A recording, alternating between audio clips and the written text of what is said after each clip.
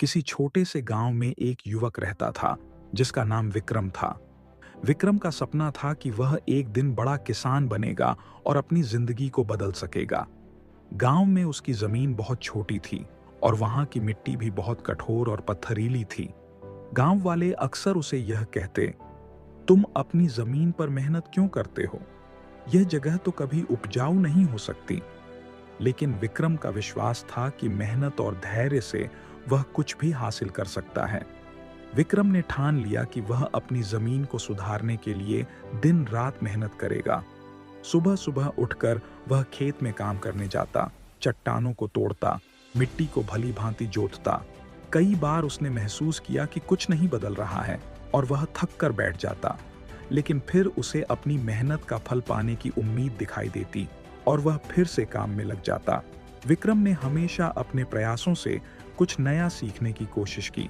वह किताबें पढ़ता, पुराने किसानों से सलाह लेता और समय समय पर नए प्रयोग करता। शुरुआती वर्षों में उसकी फसलें ठीक से नहीं उगती थीं। कई बार मौसम खराब हो जाता तो उसकी मेहनत पर पानी फिर जाता। लेकिन विक्रम कभी हार नहीं मानता। वह जानता था कि सफलता पाने के लिए सिर्फ मेहनत नहीं, बल्कि धैर्य भी बहुत जरूरी है। एक दिन विक्रम ने एक नई तकनीक अपनाई और पूरी तरह से अपनी जमीन पर ध्यान केंद्रित किया। धीरे धीरे उसकी जमीन की मिट्टी सुधरने लगी और फसलें बेहतर होने लगीं। सालों की कठिन मेहनत के बाद वह खेत अब उपजाऊ बन चुका था। विक्रम ने जो फसल उगाई वह न केवल गांव में बल्कि आसपास के शहरों में भी प्रसिद्ध हो गई। लोग उसकी सफलता को देखकर हैरान थे।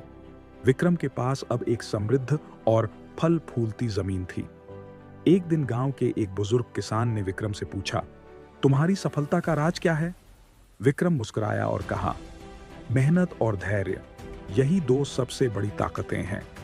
अगर आप कड़ी मेहनत करें और धैर्य रखें तो किसी भी कठिनाई को पार किया जा सकता है। सीख। विक्रम की कहानी हमें यह सिखाती है कि सफलता की कोई जादू की छड़ी नहीं होती।